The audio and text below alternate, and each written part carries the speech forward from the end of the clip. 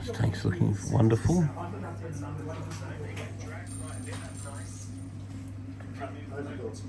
Everyone's loving it. Refractometer. Make sure you're calibrating it every time you use it. Never assume it's calibrated. Most of the coral's looking good, but the cataphilia we have lost. Now, at the moment, there is a little bit of phosphate in the water.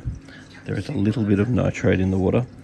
The pH is starting to drop, so that can mean that the corals are using it.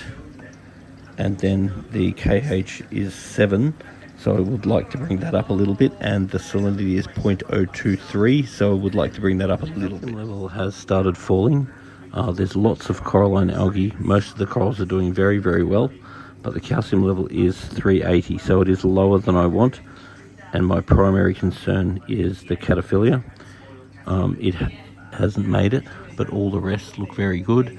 Now it's very important that we focus on the calcium now and get the calcium up, because if the calcium continues to fall, which is natural because they will use the calcium, we don't want to see any other casualties, because calcium will naturally fall, so it has to be regularly replaced and checked. I was here about a month ago, and since then the alkalinity supplement has run out, and the pH of the water has dropped to 7.8, so it's definitely lower than I want it, and it could really be the explanation for why that cat went down. So now we are raising the KH again, and I have replaced the supplement, so we need to rectify this problem. We want to make sure we don't lose any other corals, but in a perfect world we really want to be monitoring this pH level. I'll do another test before I leave, but in a perfect world we'd be getting it tested more regularly right now just to make sure that it's stable, because the pH and KH have dropped, and as the tank goes better and as there's more corals to use the KH, then it's natural for the KH to actually fall. As the animals are growing too, they'll also use more carbonate and more acids will be produced. So this is all very normal, but it needs to be watched, and that's why if you're not seeing the tank regularly, you can miss these sorts of things. And the more regularly you are checking, the safer you are. So now I'm doing a gravel siphon. I'm getting plenty out. That's why I love doing a gravel siphon every water change, to remove all the waste out of the gravel when we're putting new water in. To regularly get in the back of the reef and get all the crap out, because if you just siphon around the front, then you'll just get what you've siphoned every week. But this is what I want to get out of the water. I want to get the dirtiest water possible out, so I can put nice clean water in, because at the moment our phosphate is starting to rise and our pH is starting to fall. This is very normal, but that's why this sort of thing needs to happen regularly, so we can get the acids down, get the alkalis up, and then we can make sure that the corals are nice and healthy, because I'm worried about losing one cat so far. I don't want to see more. Repeating this as soon as possible would be very helpful.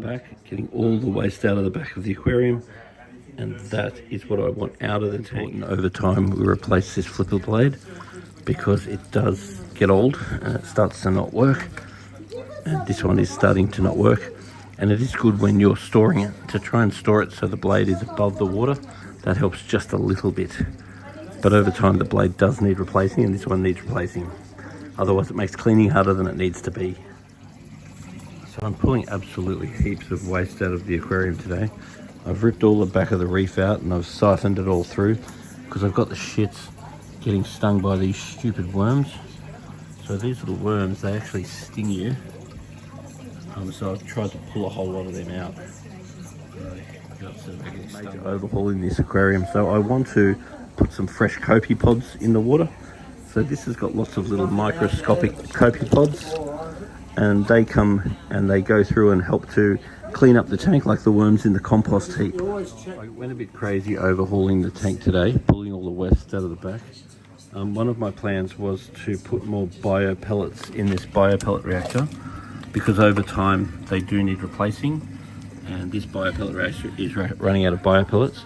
I'm running out of time today, so I'm going to leave that there and put that in tomorrow or next week, or next service, sorry. As I pull this tank apart, there'll be a lot of nutrients coming out, so we need to make sure the skimmer's cleaned very regularly right now. And I've just put in some new polyfilter. There is polyfilter in there now, but I want to make sure there's nice new fresh stuff to catch any of the nutrients, which is going to pull out after I've dissected the back of the tank. Now, Algon XP helps to remove nitrate and phosphate, and as the nitrate and phosphate is creeping up a little bit in this tank, I'll put that in there, and in a perfect world, in a couple of weeks, throw those pouches out and chuck a few more in. They'll help to suck out the nitrate and phosphate. And also, because I've gone and dissected the reef, the amount of nitrate and phosphate that's going to come out is likely to be significant. Now, I haven't cleaned the tank this week as thoroughly as I would like to, because I got very carried away and pulled the reef out. So I would like to come back as soon as possible and give it a follow-up clean, because I've got a lot of waste out of the back of the tank. But I really want a lot of attention to be paid to when the corals open up, because right now visibility isn't really that good.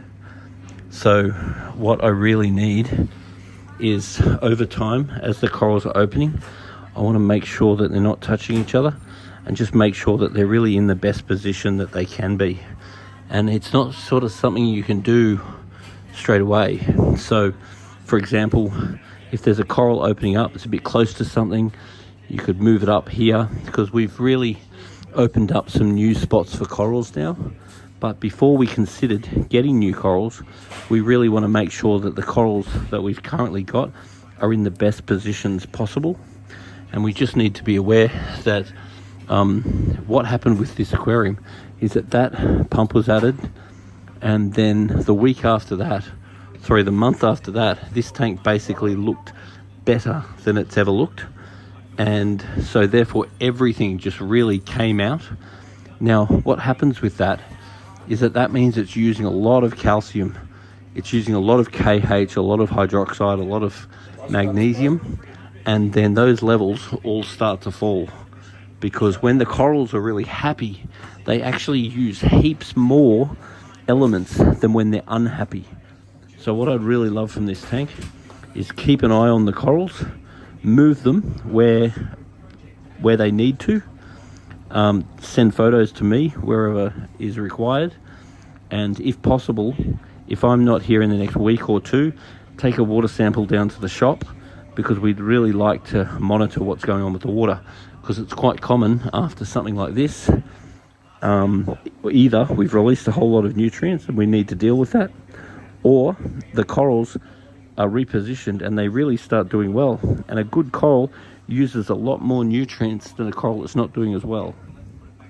It uses a lot more calcium, a lot more pH. So the pH is currently down, but we need to monitor that and get it up. And it's not like we can just change the setting and it suddenly be up. It's something that will take time. It will need testing. Then we need to adjust the dosing pump, then test it, then adjust the dosing pump until we actually get it right.